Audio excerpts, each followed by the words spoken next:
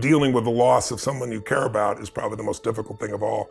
I would say maybe as a child, seeing the level of frustration between my parents, I had 4 different fathers, and watching them kind of, accept whatever life gave them it's why a lot of my drive came about, is seeing my fathers be berated by my mother, who I love dearly, and just watching them break down. Probably the single most painful event of my life, but also shaped me in such a beautiful way, was when I was 11 years old. We had no money for food, and it was Thanksgiving, which in America is a big holiday feast.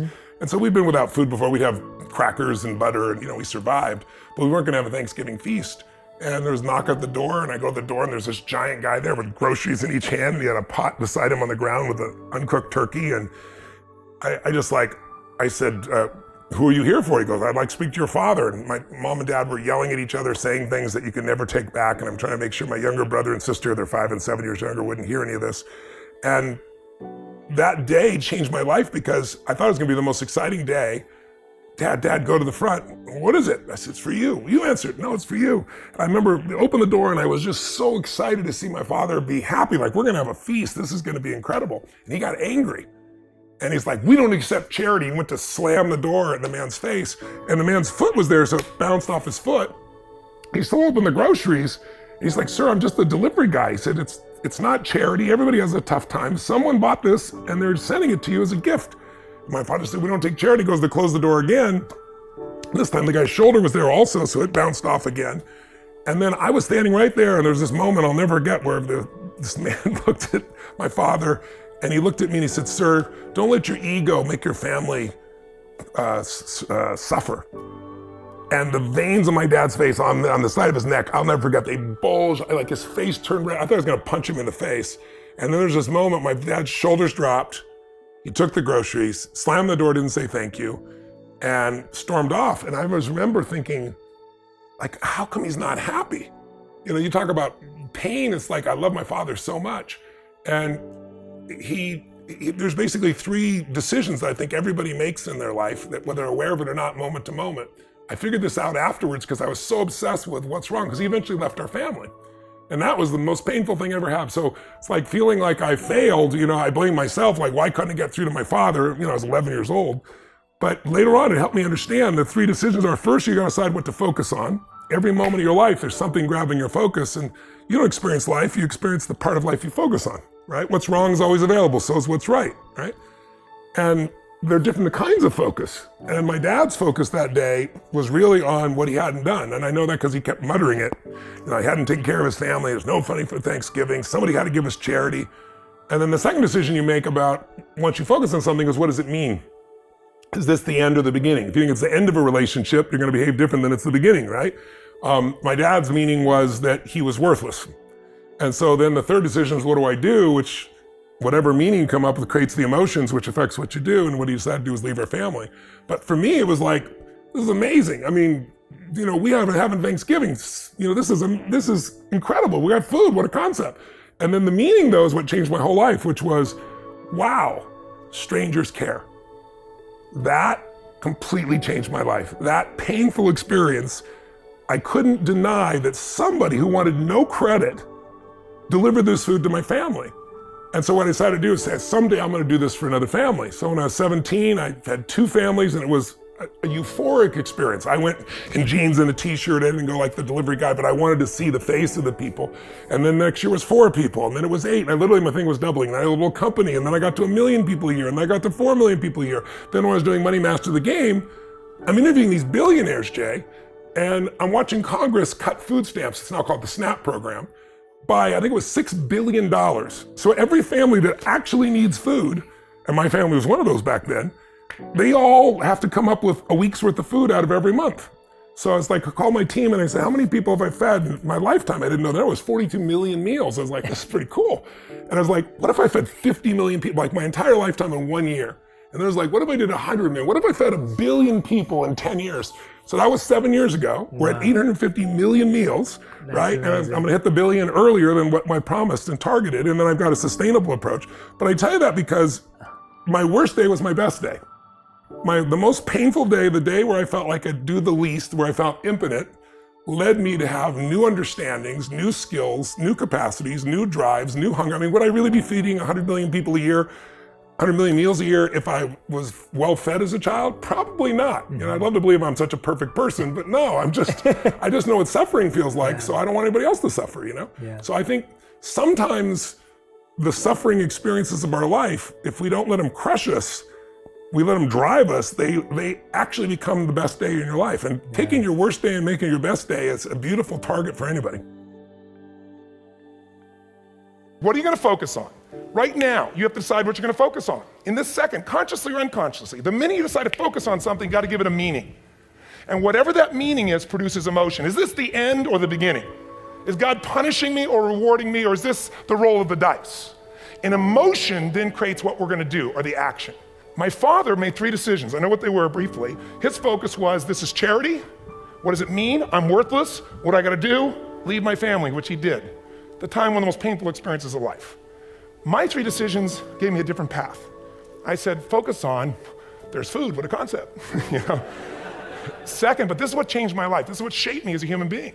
Somebody's gift, I don't even know who it is. They're not asking for it, this is giving our family food, looking out for us. It made me believe this. What does it mean? That strangers care. And what that made me decide is if strangers care about me and my family, I care about them. What am I gonna do? I'm gonna do something to make a difference. You can know what to do and then not use it, not apply it. So really what we gotta remind ourselves is decision is the ultimate power. That's what it really is. Guilty people got guilty, sad people got sad. And that is the power of focus. Just by changing what we focus on, we change literally what we feel. What you focus on to a great extent determines whether you're succeeding or whether you're failing in your business, in your career, with your children, in your intimate relationships as well. So focus really determines the quality of our lives. Whether or not you're fulfilled or whether or not you just feel stressed is really a matter of focus. And ultimately, your achievement level is clearly directed on where do you focus? Where do you put your energy, your emotion, your time? But the challenge is that most of us don't direct it consciously. In fact, a lot of us are incredibly stressed because we don't consciously direct our focus.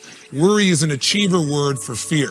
We're fearful that something bad's gonna happen, so we put a lot of attention into it. And sometimes it's at the expense of things that are much more important, like our family or our health.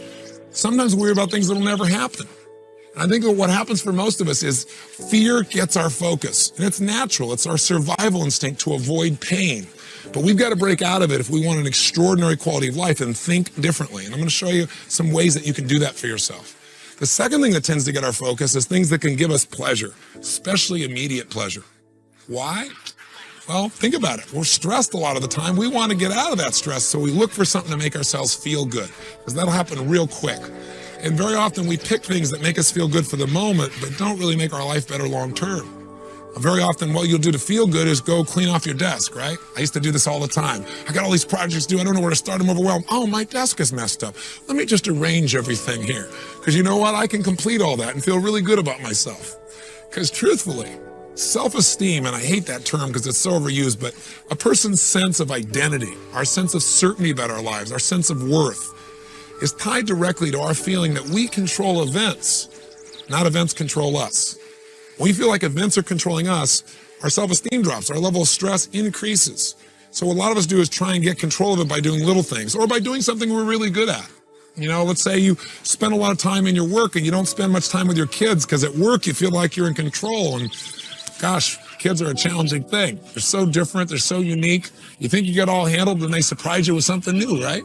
So very often we try to focus on those things we feel good about.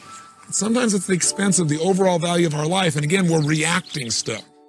The third area that tends to get our focus, if we don't put the stakes in the ground up front and say, here's what I'm gonna focus on, here's what I want for my life, is sure enough, we tend to get caught up in other people's demands.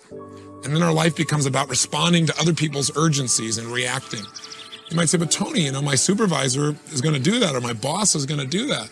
Yes, but I think you're going to find when you learn this OPUS system, you're going to be able to get your boss to get results they never had before. You're going to be able to do more for them than they've ever seen before. And you'll be able to literally help them to manage you and themselves more effectively if you have a supervisor. If you're in charge, quote unquote, then I think you're going to find that there's going to be a great deal of fulfillment and you won't be responding to everybody's demands there either. Does that sound like it might be useful? I can tell you something, as long as you're responding to the things that concern you, the potential for pain or worry, as long as you're trying to get a quick fix of feeling good, as long as you're responding to people's demands, you're living a life of reaction, and you won't get the level of fulfillment, much less the results that you really deserve. I got a question for you though. Do you think the minute you turn and you do the right thing, because now I'm doing the right thing, I'm turning the right direction, do you immediately get rewarded for that? See, we have a thing called momentum that's still going on. We're in what we call lag time right now, where we're doing the right things, but we're not getting the reward because of the old momentum. It's kind of like you ate like heck for 30 years and now you've eaten well for 2 days and you go, gosh, I'm not getting the result yet. Keep focusing, keep eating the right way and it'll turn.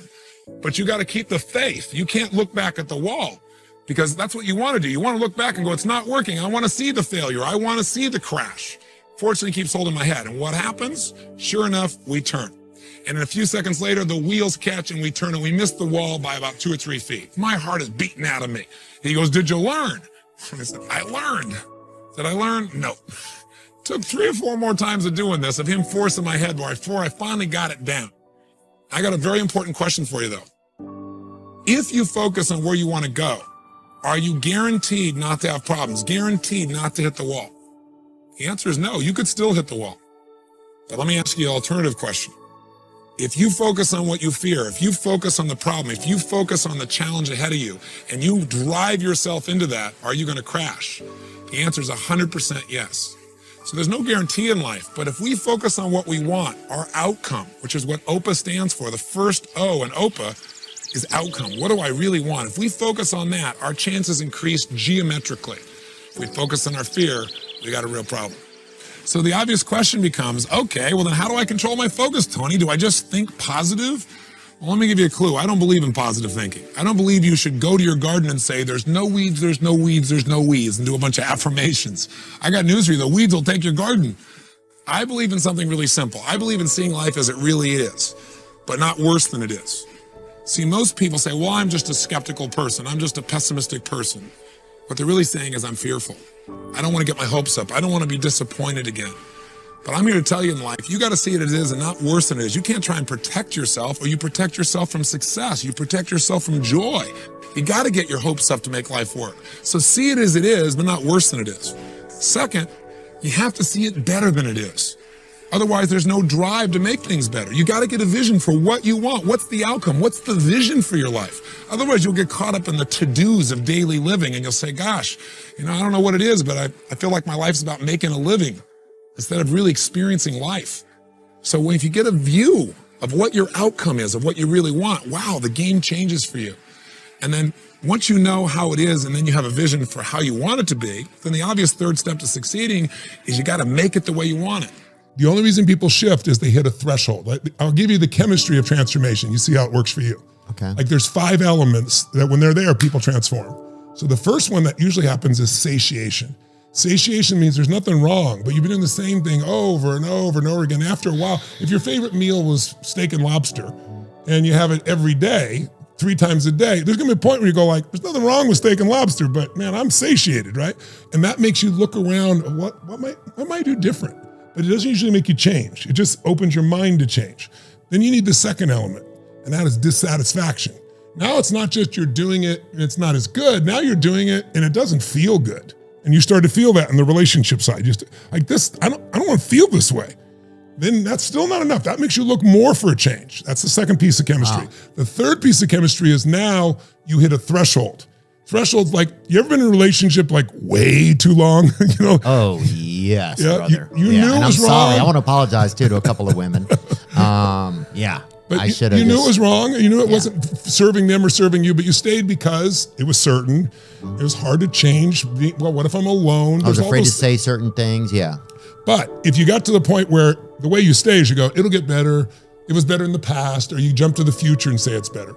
But there's a day we hit a threshold, you go, it's been painful in the past, it's painful today, it's gonna be painful forever, I'm the F out of here, right? Yeah. That's when people start to change. When you hit a threshold, you get the fourth piece, you get an insight.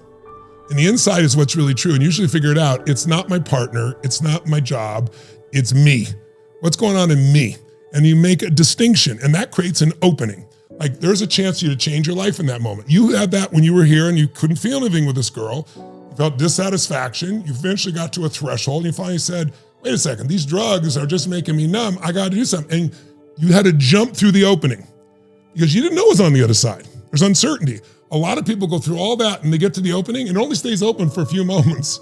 If you don't do something with the insight, it closes and you start all over again. You got to go through all the time period of getting satiated and getting dissatisfied again, hitting a threshold. And some people just never jump through the hole. So I used to kick people through the opening. Yeah. Yeah, I've seen a couple videos where you've done it. I'm like, whoa. So, but that now, lady's all right. But now what I do more is I bring them to the opening over and over and get them to jump through so they get the muscle. Because otherwise it might last a year or two, but it's not gonna last forever. If you do it, you got a chance of it lasting for a long time. But you went through that chemistry, but very few people do. Yeah. You got dissatisfied enough.